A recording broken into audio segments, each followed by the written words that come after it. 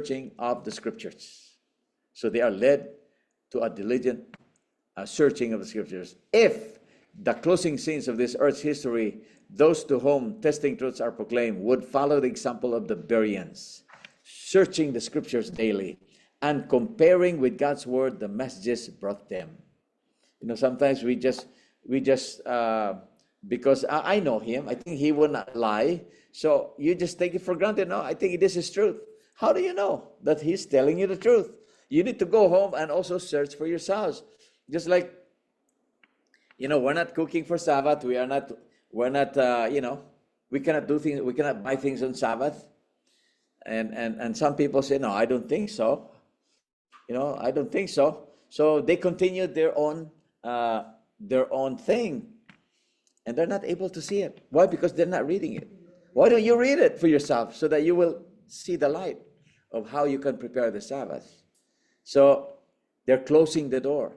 So it says here, the Bereans actually searching the scriptures daily and comparing with God's word the messages brought them. There would today be a large number of loyal to the precepts of God's law, where now there are comparatively few. So only few now, because the majority don't want it. But when unpopular Bible truths are presented, many refuse to make this investigation. Though unable to controvert the plain teaching of Scripture, they yet manifest the utmost reluctance to study the evidences offered. Some assume that even if these doctrines are indeed true, it matters little whether or not they accept the new light, and they cling to pleasing fables which the enemy uses to lead souls astray. Thus, their minds are blinded by error, and they become separated from heaven. Separated from heaven, that's the worst thing you can have. Why? Because you're closing the door. What we're sharing is the truth. We're trying to share the truth, but you need to study as well. Because how will you know that this is truth? Right? All will be judged according to Acts of Apostles 2:32. All will be judged according to the light that has been given. The Lord sends forth his ambassadors with a message of salvation. And those who hear, he will hold responsible for the way in which they treat the words of his servants. Those who are sincerely seeking for truth will make a careful investigation in the light of God's word of the doctrines presented to them. I always emphasize that here, that separation is an absolute necessity. But people say, I don't think so. We emphasize here about the image of the beast. That the image of the beast are churches that follow the Church of Rome. And they said, no, I don't think so. I don't think my church will do that. It's a prophecy that it is going to happen. But they're closing the door, And God is going to judge them, it says here. He will hold them responsible for the way in which they treat the words of his servants. Okay? That's why we need to be open-minded, because we don't know. Okay? Now, why? There are many who are still babes in the churches. Babies in the churches. Their knowledge is just like a baby, They don't know what those pillars of our faith. Why? Because according to Paul, 1 Corinthians 3:2, I have fed you with milk and not with meat. For hitherto you were not able to bear it, neither yet now are ye able. So Paul said, I have not given you a strong food yet. I only gave you milk because you are still a baby. Okay? So milk is actually for the baby only. For those newly come believers in the church, right? 1 Peter 2 verse 2, it says, as newborn babes, desire the sincere milk of the word that ye may grow thereby. Okay? Now Hebrews, it says here, for everyone that useth milk is unskillful in the word of righteousness, for he is a babe. But strong meat belongeth to them that are of full age, even those who by reason of use have their sense exercised to discern both good and evil. So the milk is only for those young believers. But how many years have we been in Christ though? How many years? How many years already that we have known the truth? We're not babes. We know we've been here, but we are still not growing. People today in the church are not growing. They're being controlled. The reason why they're not growing because they're being controlled. And how can God teach us? How can God increase our knowledge? According to Isaiah 28 verse 9, whom shall he teach knowledge? Whom shall he make to understand doctrine? Them that are weaned from the milk and drawn from the breast. You need to get rid of that milk. You need strong food. That's what we need. And because what happens if we continue drinking milk? If we are still babes and we're about to enter the time of trouble, how are we going to stand though? How are we going to stand? It says here in 1 MR 33, paragraph 4, if those who have been in the church for weeks and months have not learned the straightness of the way and what it is to be Christians and cannot hear all the straight truths of the Word of God, it were better that they were cut off from Israel. It is too late in the day to feed with milk. Too late. It is too late. We need strong food now. We need meat. If souls a month or two old in the truth, I'm talking about present truth. This is the kind of food that we need. Okay? Strong meat. Okay? It is too late in the day to feed with milk. If souls a month or two old in the truth, who are about to enter the time of trouble, such as never was, cannot hear all the straight truth, or endure the strong meat of the straightness of the way, how will they stand in the day of battle? Truths that we have been years learning must be learned in a few months by those who now embrace the third angel's message. We had to search and wait the opening of truth, receiving a ray of light here and a ray there, laboring and pleading for God to reveal truth to us. But now the truth is plain. Its rays are brought together. The blazing light of truth, when it is presented as it should be, can be now seen and brought to bear upon the heart. There is no need of milk after souls are convinced of the truth. As soon as the conviction of truth is yielded to, and the heart willing, the truth shall have its effects. The truth will work like leaven and purify and purge away the passions of the natural heart. It is a disgrace. So think about that. It is a disgrace for those who have been in the truth for years to talk of feeding souls who have been months in the truth upon milk. It shows they know little of the leadings of the Spirit of the Lord and realize not the time we are living in. Those who embrace the truth now will have to step fast. There will have to be a breaking up of heart before the Lord, a rending of heart and not the garment. So that's why it's important that we should be, we shouldn't be fed by milk. Milk is just for the babe only. Just a text in the Bible and tell stories, the fairy tales. How are they going to learn something? We need strong food, and that's what we're doing here, And people cannot they just cannot stand here, when we are presenting the message, when it comes to the message, the three angels' message, especially separation. No, they can't do that. They want this milk only. They want the smooth message. But we cannot do that. We need strong food.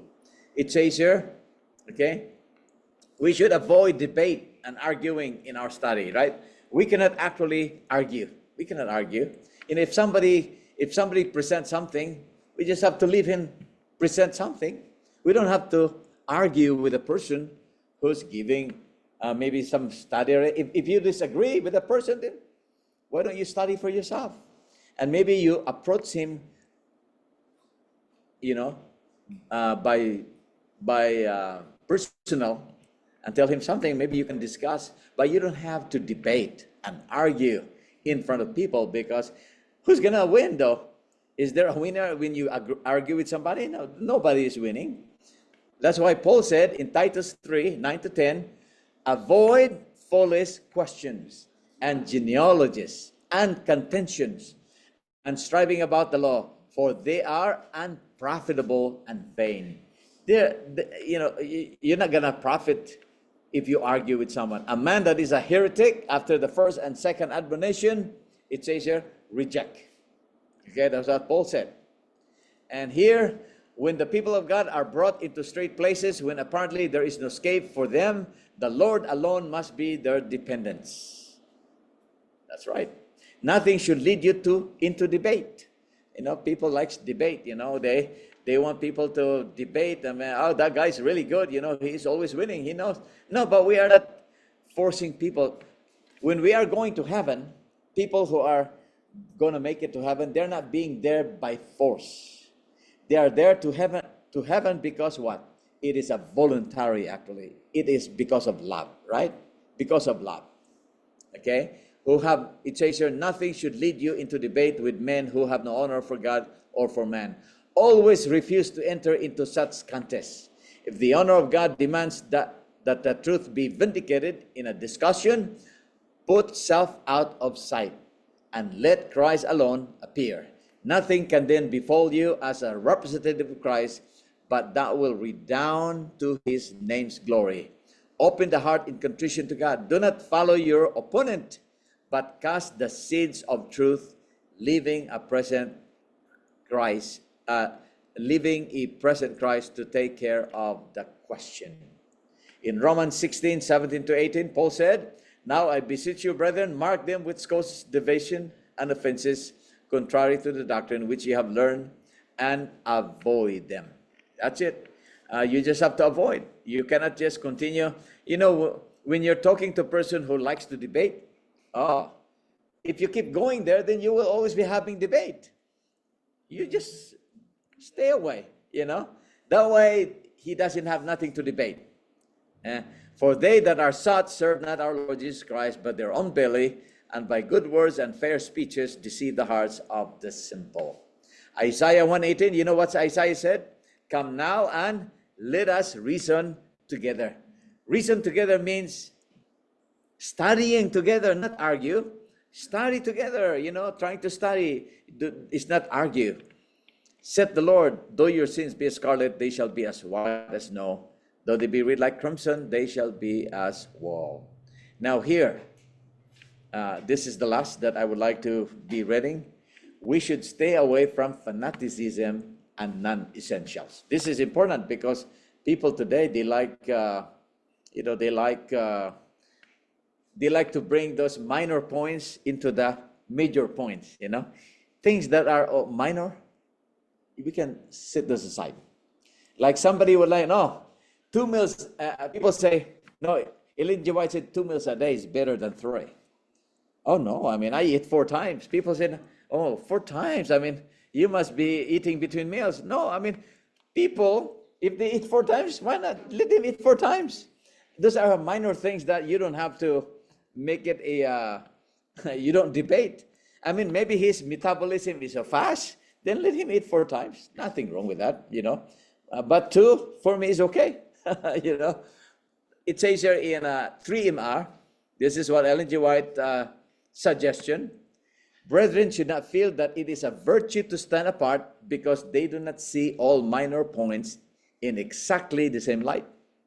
So do not make it that you will separate from someone because you don't see it the same way as you do. Okay?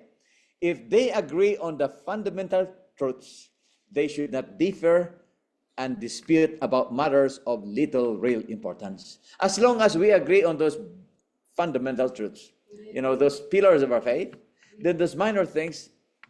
So, yes. We will bring that here one slide. And so those major truths, like the Sabbath, those are major things. Okay, the Sabbath. We need to agree with that because Sabbath is Sabbath, okay? But things of minor, no, we can just leave that aside, okay? We don't have to just split because of those minor points. No, I want to make sure just like what happened in the Philippines. There's people who doesn't want to use oil, okay? Oil, because Ellen White said no grease. Somebody said, no, that's not what it says there. But no, that's what he understand it, so split, okay? Cooking grease? Yeah, the food that we're cooking, yes. There are some people doesn't want to use oil in cooking because that is grease. But if people are using it, it's fine. Yeah. Those are minor things that we can always agree to disagree, okay? So that's what Ellen G. White is saying here.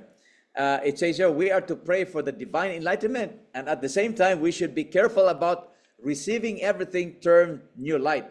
We must beware lest under cover of searching for new truth, we allow Satan to divert our minds from Christ and the special truths for this time.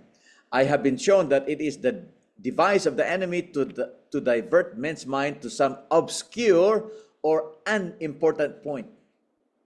So there are points that are unimportant. Something that is not fully revealed or is not essential to salvation. So that means things that are not being revealed, we don't have to fight. We don't have to discuss and argue because they're not being revealed. Those are things that we can always agree to disagree.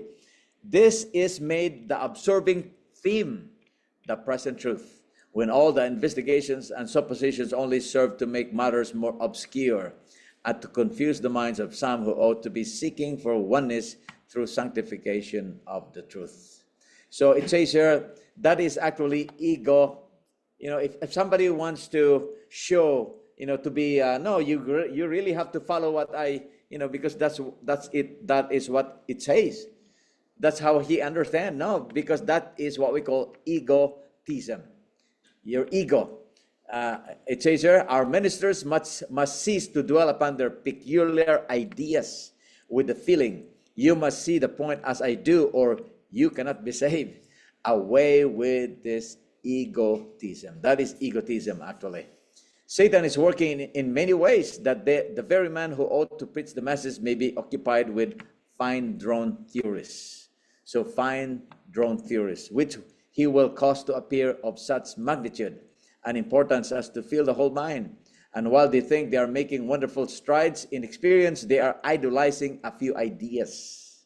So you're only idolizing your ideas, and their influence is injured and tells but little on the Lord's side.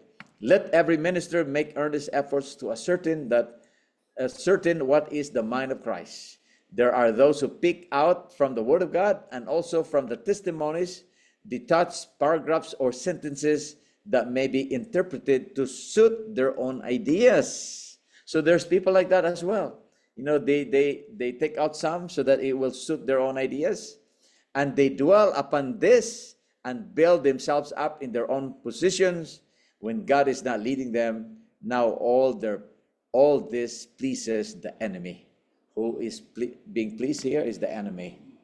When there is a difference of opinion, what do we do? It says here, when there is a difference of opinion on such points, the less prominence you give to them, the better it will be for your own spirituality and for the peace and unity that Christ prayed might exist among brethren. So if you know that you always argue in that point, and you keep bringing that up, then there will be argument all the time. But if you just leave that right for the moment, allow the Holy Spirit to just, for the time to come, because sometimes we can encounter it. We will be able to encounter it. Now, are we to accept anything that comes to us as light? Are we to accept anything that comes to us as light? It says here, beloved, believe not every spirit, but try the spirits whether they are God, because many false prophets are gone out into the world. And so how do we know that it's truth? God has given us the answer here. In these days of peril, we are not to accept everything that men bring to us as truth. As professed teachers from God come to us declaring that they have a message from God, it is proper to inquire carefully, how do we know that that is truth? Jesus has told us that if that false prophet shall arise and shall deceive many. But we need not be deceived. For the Word of God gives us a test whereby we may know what is truth. The prophet says, to the law and to the testimony, if they speak not according to this word, it is because there is no light in them. So what we need to accept, it says here, if we can read it, then we have to accept it. We are to accept the Word of God just as it reads. We don't have to add anything. Okay? We don't have to add anything. We don't have to change the language being said. People try to change. Just like the word dwell. You know the word dwell?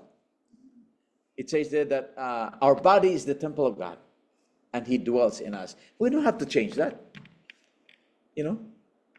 Just use the word, because once we change the language, it changes the understanding. It changes the meaning. And then people tries to add anything like, yeah, he dual with you, and they added something, a physical or literal. How do you know? How do you know? I mean, why add those things that are not important, you know? I mean, if it's not being revealed, then leave those things. And it says here, brethren, cling to your Bible as it reads, and stop your criticism in regard to its validity, and obey the word, and not one of you will be lost. So if we only do that, then nobody will be lost. It says here in Deuteronomy 29:29, the secret things belong unto the Lord our God, but those things which are revealed belong unto us and to our children forever, that we may know all the words of this law. And then my last here, we'll just close this. It says here, Isaiah 8:20, to the law and to the testimony, if they speak not according to this word, it is because there is no light in them. So in order for us to avoid fanaticism, stay away from those. I mean, study the present truth. That's what we need, And once we study this major truth, then we can get rid of those minor things that we disagree with, because we can always agree to disagree on minor points. But the major pillars of our faith, we have to be in agreement, because that is what God wants. All right, we will end this way, and I hope and pray that we learn things and we've been blessed. So, here's my prayer. All right, let me